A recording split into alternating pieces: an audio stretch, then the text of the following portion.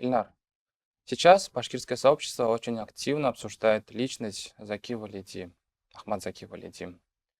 Фигура не объединяет, она почему-то расколола башкирское сообщество на два крыла.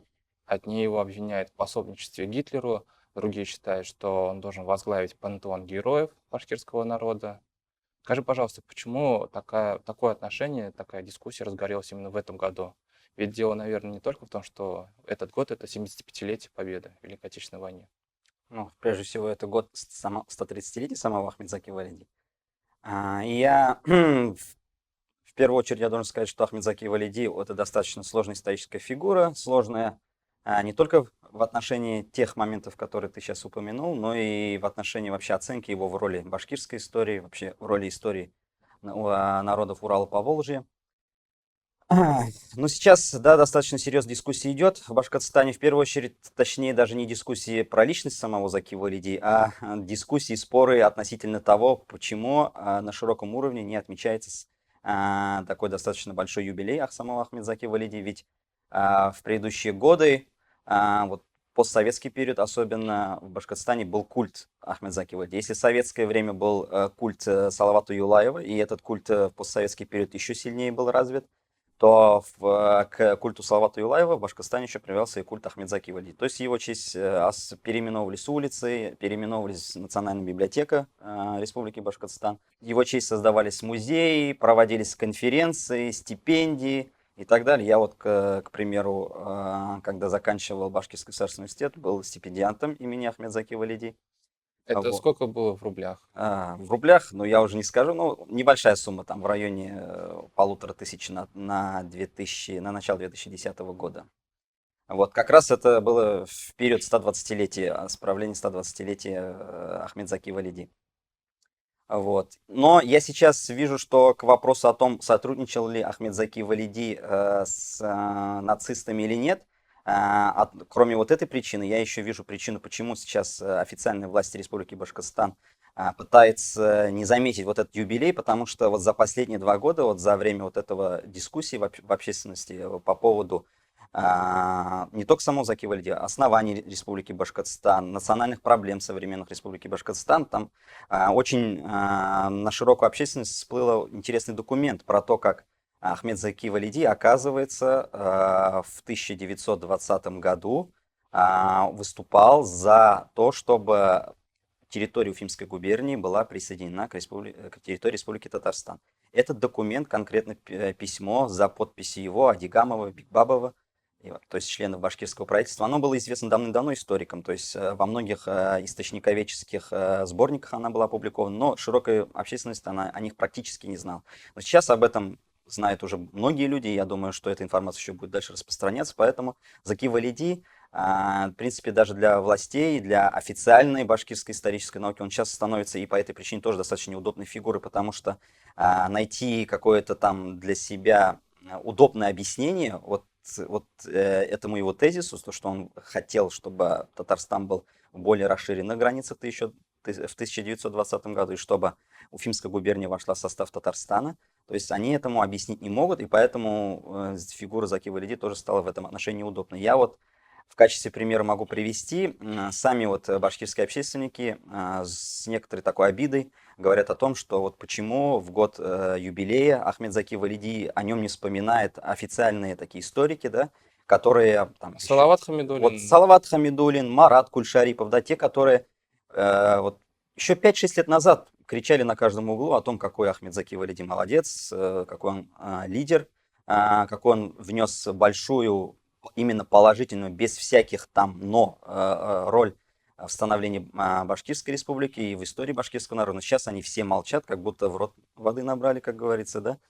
Я как раз вот именно роль вот этих людей в молчании я связываю именно с этим моментом. То есть Заки Валиди сейчас становится неудобной фигурой даже для официальной башкирской исторической науки. А про фашизм, я вот про нацизм еще скажу, про его связь якобы с нацистами, ну, скажем так, официально полного вердикта по этому поводу нет. В конце 2009 года, декабря 2009 года, нынешний премьер-министр Республики Башкортостан, на тот момент депутат Госдумы Андрей Назаров, писал обращение на имя руководства Федеральной службы безопасности по поводу того, чтобы они Далее официальный ответ был, Ахмед Заки Валиди нацистом, сотрудничал с нацистской Германией или нет. И тогда, насколько я помню, и это тоже было в СМИ отражено, на тот момент руководитель ФСБ в Башкортостане Виктор Палагин официально ответил, что конкретных доказанных фактов сотрудничества Ахмед Заки Валиди с нацистской Германией нет.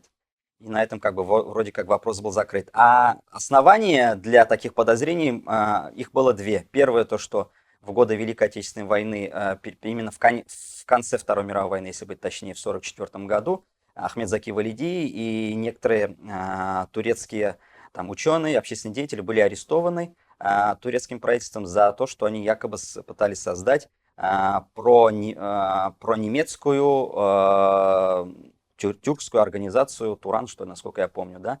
И близился конец войны, и поэтому туркам было очень удобно как бы показать свою лояльность союзникам, там, Британии, Америки, что они вроде как борются с немецким подпольем. Но я могу сказать, что вероятнее всего роль Заки Валиди в сотрудничестве с нацистами была преувеличена, потому что и сами турки его, в принципе, на серьезно не посадили. Он несколько месяцев отбывал срок в СИЗО, как выражаясь современным языком, и был выпущен. Второй момент, второй как бы факт его подозрения, то, что в наше время всплыли воспоминания одного из участников легиона Идель-Урал, выходца из Ишимбайского района, который якобы видел то, как вот в годы войны Заки Валиди приезжал и пытался агитировать татар и башкир вступать в легион Идель-Урал вот, среди военнопленных и так далее. Но это тоже, как говорится, то есть на основании только показаний одного человека. Поэтому я вот вижу, что на сегодняшний день, как историк, я не могу утверждать, стопроцентно сотрудничал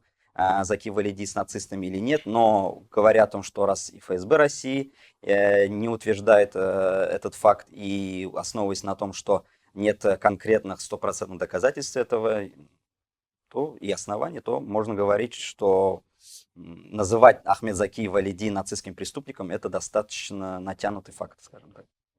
Я слышал несколько раз от башкирской интеллигенции такие рассуждения, что вот это вот государственное образование, которое создал Заки Валиди, Башкортостан, да, в его правительстве были по большей части выходцы из северо-западных районов современного Башкортостана. Как это соотносится с тем контекстом, который ты сейчас заявил, что Заки Валиди говорил, что вот эта вот часть Уфимской губернии должна была быть частью Татарстана. То есть как это соотносится друг с другом? И какие вообще у него мотивы-то стояли? Зачем он хотел Башкортостан отдельно держать? Ну, здесь моментов достаточно много, я думаю, и оснований для... Самое главное. Самое главное, ну, то, что многие татары участвовали в становлении Башкортостана, это не говорит о том, что эти татары были башкирами. Ну, я в качестве примера могу сказать, что знаменитый революционер 20 века Эрнест Че Гевара был аргентинцем, но он внес, пожалуй, вторую роль в становлении кубинской революции, в развязывании кубинской революции, в становлении современной Кубинской республики. Хотя он был этническим аргентинцем, и даже его язык отличался от языка кубинцев и так далее. То есть то, что татары принимали участие в создании Башкортостана, были соратниками Ахмед Заки Валиди, говорит абсолютно ни о чем.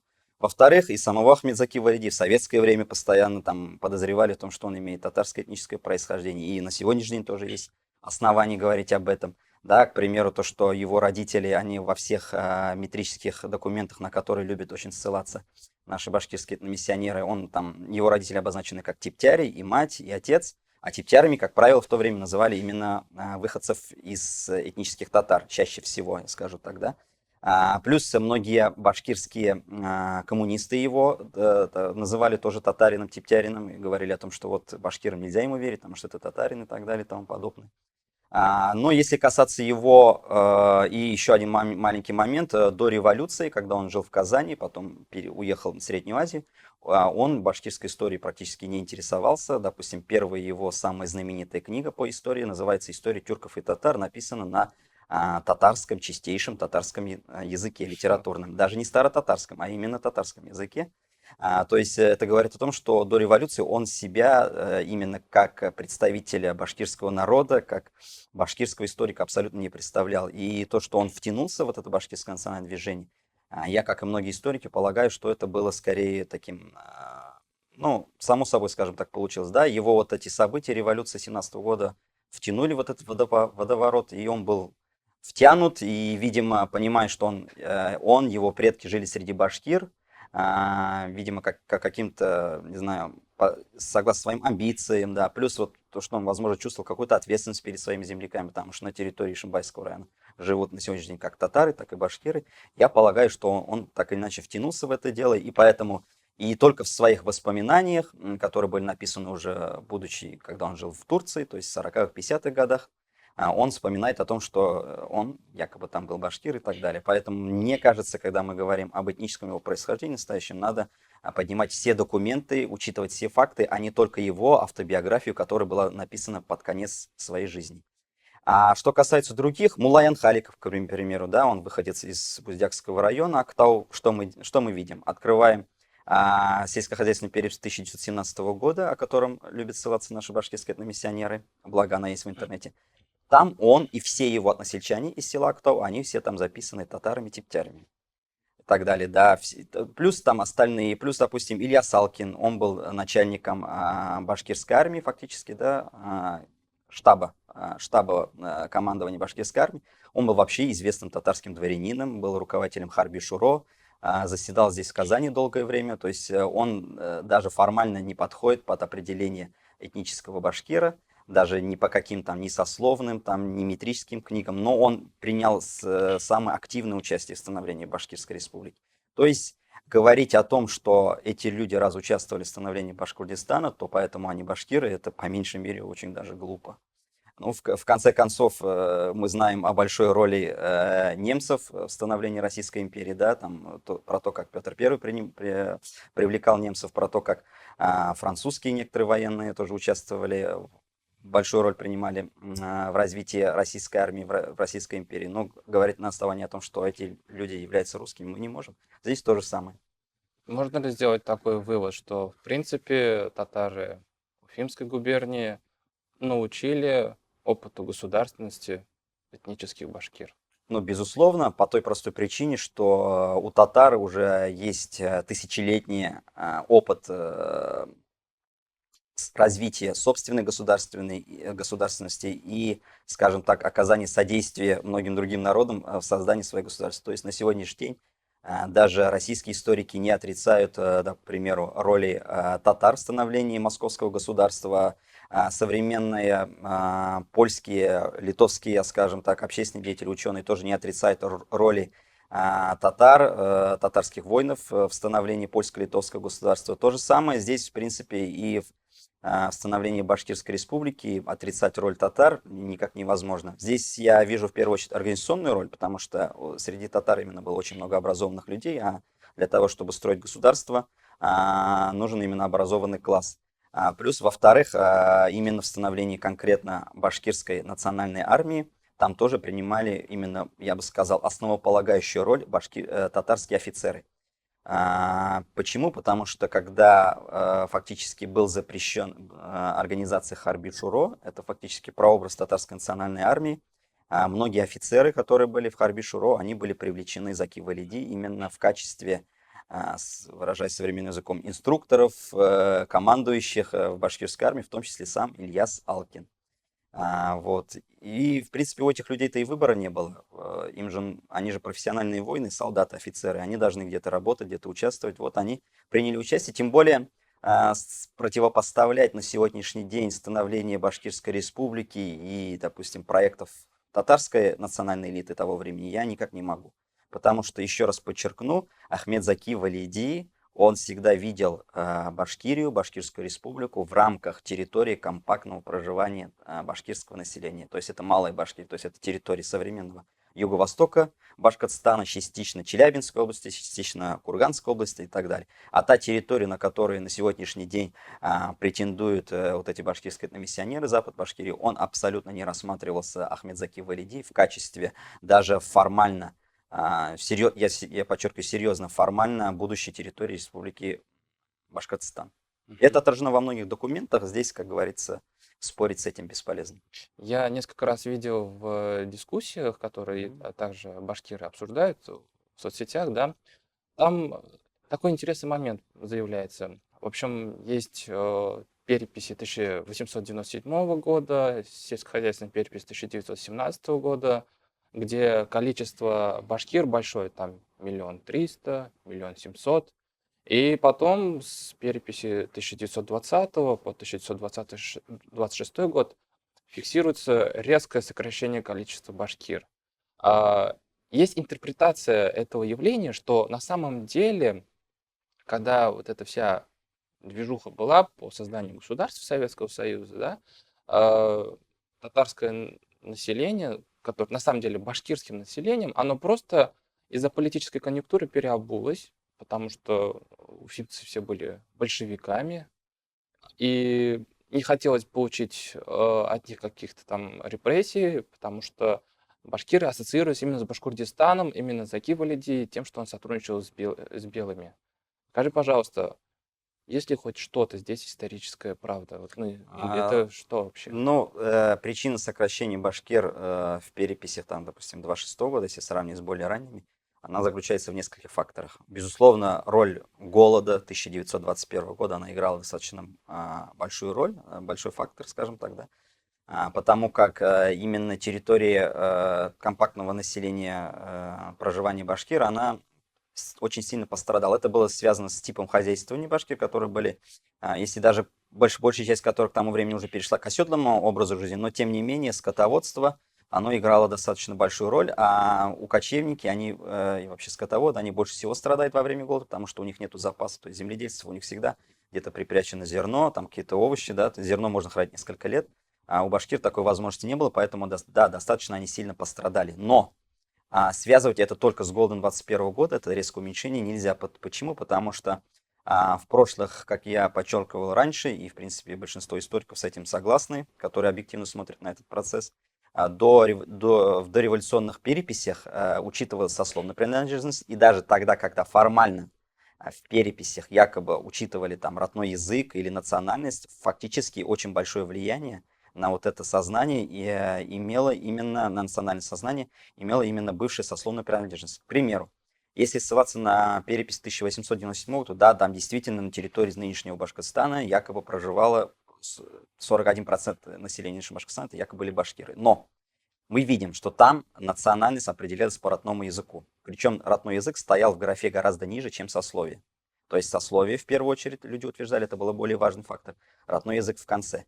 Естественно, сословная принадлежность оказывала большое влияние. Это один момент. Второй момент, что касается переписи 1897 года. Там в качестве, к примеру, родных языков указаны мещерякский язык, типтярский язык. Допустим, азербайджанцев, предков нынешних азербайджанцев, указано татарский язык. Да? То есть они, ну мы же понимаем, что в принципе азербайджанцы это отдельная этническая группа, это отдельный народ. И в то же время мы понимаем, что мещерякский язык и типтярского языка не существует абсолютно, точно так, как не существует такого народа.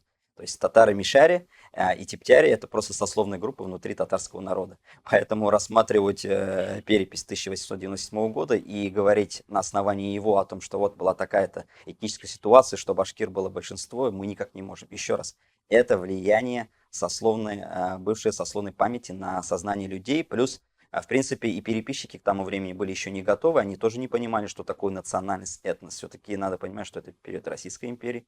А уже осознание того, что такое национальность, нация, оно приходит не только людям, но даже к самим местным чиновникам, которые проводили эти переписи, только в советский период, потому что большевики, они уделяли очень большое внимание вот этому национальному вопросу. И плюс там, естественно, европейское влияние и тому подобное. Поэтому говорить о национальности вот в таком широком контексте, именно рассматривая переписи населения до революции, вот никак нельзя.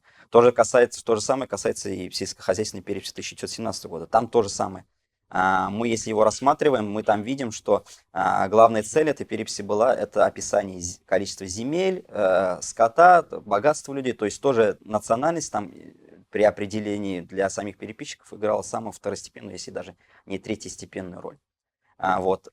О национальности мы можем более-менее говорить в переписи именно 1920 года. Более того, я считаю, что это одна из наиболее объективных переписей, которая проводилась на территории нынешнего Башкортостана. То есть его, в принципе, можно сравнивать и с переписью 1989 года.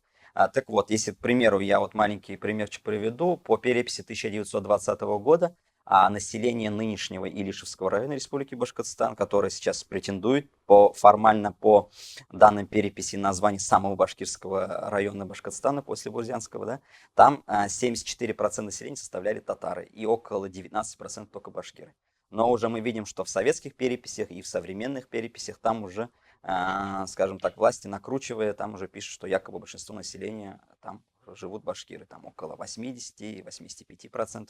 Хотя напомню, что из Илишевского района вышли многие представители татарской национальной интеллигенции, наши известные поэты, певцы, даже многие деятели татарского национального движения в Башкортостане, там тоже они выходцы из Илишевского района. То есть это вот еще яркий пример того, что в принципе настоящая, учитывающая национальную принадлежность и соответствующие нынешним реалиям переписи, это только перепись 1920 года и в принципе частично и 1989 года.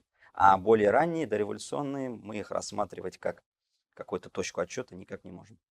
Сейчас в преддверии переписи в Башкортостане идет такая хорошая этническая мобилизация со стороны татарского населения, и поднимается вопрос о статусе татарского языка как государственного. Расскажи, пожалуйста, какова судьба татарского языка в конституциях БССР? Там вопрос вообще достаточно интересный. Впервые татарский язык в Конституции БССР появился в 1937 году, потому что, я напомню, отклоняясь в историю Башкирской республики, в 1925 году была попытка утвердить первую Конституцию Башкортостана. Там в качестве фактически государственных языков фигурировал башкирский и русский язык, но эта Конституция не была утверждена, то есть Почему? она была нелегитимна. Но в Москве там по ряду причин, такого, в том числе юридического характера, эта Конституция была не утверждена, и, в принципе, Конституции многих республик также не были утверждены в 1925 году.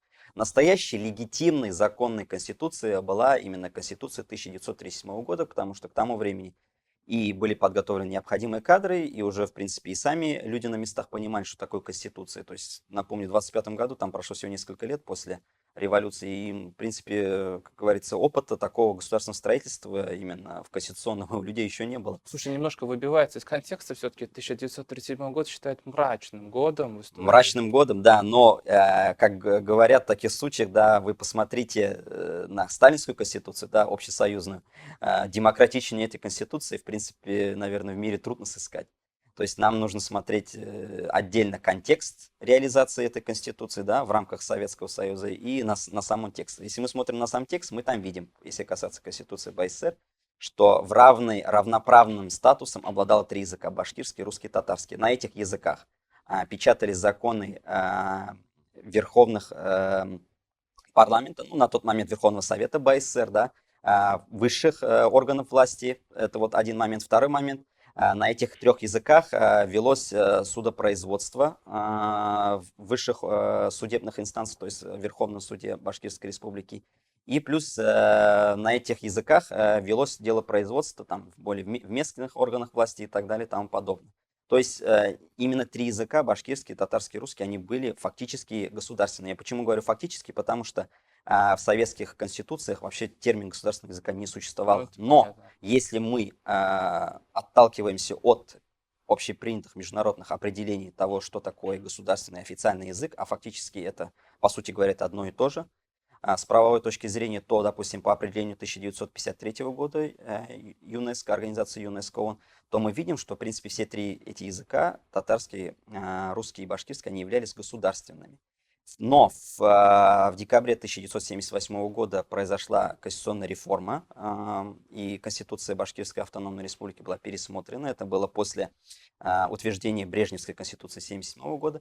И там татарский язык из числа вот этих официальных языков был убран. И я подчеркну, это было единственное изменение в этой конституции, если отталкиваться от конституции 1937 года. Ну, Гош, единственное существенное. Но там в первом пункте были изменения там, в таких словах, но по факту других изменений именно конкретных не было. Там только какие-то формулировки менялись. Допустим, там по диктатуру пролетариата были некоторые изменения и так далее. Да?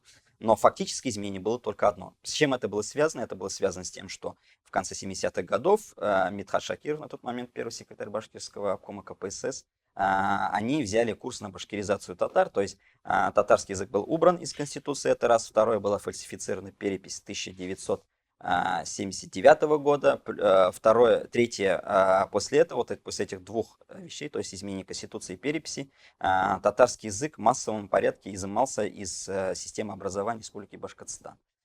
И там уже к моменту перестройки во многих территориях компактного проживания татарского населения школы были переведены на башкирский язык обучения, либо в качестве родного языка людям преподавался не татарский язык для татар, а именно башкирский язык. И именно из-за этого уже в период перестройки, демократизации мы видим, что татары, когда они организовали свои первые национальные организации, Татарский общественный центр, клуб любителей татарского языка имени Галимжана Ибрагимова в Уфе, в качестве их требований самое первое значится это возвращение татарскому языку государственный статус. Там именно это подчеркивается, возвращение. И идет отсылка к Конституции 1978 года и конституционным изменениям. То есть люди уже на тот момент и понимали, что татарский язык был государственным, это раз. И второе, они понимали, что это имеет очень большое значение для будущего татар, проживающих в Башкортостане, для реализации их культурных интересов, политических интересов, языковых и так далее и тому подобное. Слушай, а партийная верхушка республики, там же все равно были, наверное, татары. Ну, Почему они сдали ну, татарский язык в 1978 году? потому что, во-первых, в 70-х годах руководителем Башкортостана был Мидхат Шакиров, а это был очень авторитарный лидер, да, скажем так, он катком проезжался по всем тем, кто на минуту мог засомневаться в правильности его политики и так далее и тому подобное. И это первый момент. Второй момент. Татары, то есть члены партии, да, руководство Башкортостана в тот момент, они себя ассоциировали в первую очередь не с принадлежностью татарской нации, а в первую очередь они себя ассоциировали как членов партии и как людей, которые служат на будущее Башкортостана как национальной республики. И вот в 60-х годах, в начале 60-х, в журнале «Вопросы философии», на тот момент эти такие сугубо научные журналы играли очень большую идеологическую роль для партийных работников. Так вот, там появились статьи о том, что в тех республиках национальных, где процент титульного этноса там меньше 20% или около 20%, их, в принципе, пора переименовать в национальные округа. То есть они должны потерять статус национальных республик. А если мы смотрим на переписи, мы видим, что процент башкир как раз колебался в районе 20%. И элита башкирская национальная, она посчитала, я говорю национальная элита, то есть в первую очередь я подчеркиваю партийную элиту, а не принадлежность башкирскому народу, она посчитала, что для сохранения статуса национальной республики в срочном порядке нужно сделать так, чтобы процент башкирского населения увеличился. И поэтому, естественно, они прилагали к этому все усилия, которые посчитали нужными. Но в этой связи я могу сослаться еще на опыт известного башкирского этнолога Раиля Кузеева. Так вот, он в узком кругу своим ученикам рассказывал такую историю про то, как раз вот 60-е годы, когда после вот выхода этих статей, он, находясь на своей даче, к нему неожиданно приехала обкомовская машина, его отвезли в обком партии, и там как раз к нему напрямую как раз и поставили задачу: нам нужно в срочном порядке добиться увеличения численности башкир, и поэтому вот историческая наука и вот эти исследования Раиля Кузеева в том числе должны быть направлены на это. То есть как раз и Раиль Кузеев, он занимался частично, скажем так, идеологией, да, идеологизацией вот этой башкирской национальной истории и пытался как раз первым сделал шаг в сторону того, чтобы признать татар и татароязычное население Западного Башкортостана башкирами. А в свою очередь партийная элита по своей линии, она административным путем фальсифицировала перепись, переводила школы на башкирский язык обучения и так далее. Ну, еще в этой связи надо вспомнить высказывание самого второго секретаря башкирского обкома Тагира Акунзянова, который был ближайшим сподвижником Мидхата Шакирова. Так вот, в интервью газете «Татар Яшляре» в 2000, если не ошибаюсь, в 2002 году он как раз напрямую говорит, что за время его руководства численность башкир по 950 тысяч в Башкортостане. И он напрямую говорит: мы занимались фальсификацией, да, мы говорили, что не спрашивайте у людей, как они себя относят к какому народу, а берите метрические книги, да, как раз, то есть это те переписи, которые проводились в 18-19 веках. Смотрите на то, какая там сословная принадлежность, и на основании этого переписывать население тех или иных населенных пунктов башкир.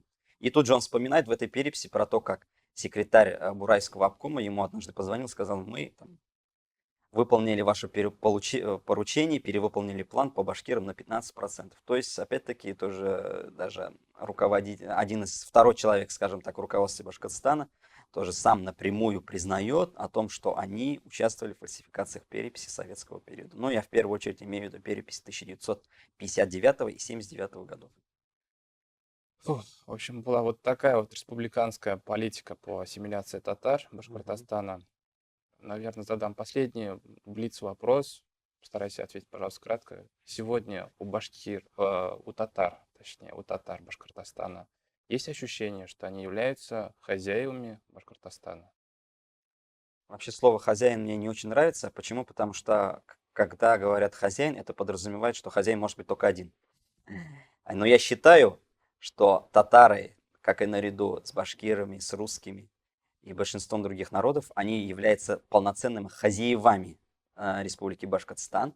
Но конкретно, если касаться татар, я считаю, и я не только я считаю, это согласно всем общепризнанным международным нормам, татары, башкиры и русские, они составляют такой конгломерат основных этносов Республики Башкортостан, и поэтому их национальные права должны быть на равноправном статусе. То есть в языковом, политическом отношении именно вот эти три народа должны обладать равными правами. И именно эти три народа в первую очередь должны влиять на будущее Республики Башкортостан. На сегодняшний день мы видим, что это не так, что татары отодвинуты на какой-то третий план. Их просто вышибают. Их вышибают, язык не признают, татарский язык практически его последние остатки уничтожает, выводит из образовательной сферы Республики Башкортостан, да, не хотят признавать факт необходимости возвращения татарскому языку государственного статуса, пытаются переписать татар в башкир. Это, естественно, прямое нарушение гражданских прав. И самое главное, на основании этого нельзя говорить о том, что Башкортостан является в этом отношении братской, скажем так, домом для всех проживающих в ней народов. Если такой крупный этнос, как татары, фактически не низведен до второсортного, даже третьесортного уровня по своим коллективным политическим языковым правам, то говорить о том, что у Башкортостана светлое будущее, мы никак не можем. Татары, естественно, здесь они принимали большое участие, как с нашего сегодняшнего разговора видно, в становлении Башкортостана. Плюс татары на сегодняшний день являются крупнейшими налогоплательщиками. Я когда говорю налогоплательщиками, я имею в виду потому, что татары это составляет примерно около 30% населения. То есть, грубо говоря, 30% налогов платят татары. Плюс физический. Плюс я еще роль татар бы выделил в современном Башкортостане, то что все сельское хозяйство Башкортостана в основном сконцентрировано в западной части Республики Башкортостан, где живут татары. Плюс вся нефтяная промышленность, нефтедобывающая, также сконцентрирована в западной части Республики Башкортостан. То есть татары, они не только участвовали в становлении Башкирской республики, но, грубо говоря, на их плечах, в принципе, на сегодняшний день зиждется экономическое благополучие Республики Башкортостан. Поэтому, естественно, они имеют гораздо больше оснований требовать для удовлетворения своих политических, культурных прав. И, естественно, ни власти Республики Башкортостан, ни кто-либо то ни было, не имеет абсолютно ни морального, ни законного права требовать их переписаться в башкир, переписывать их в башкир или игнорировать их национальные права. Ильнар, спасибо за беседу. Пожалуйста.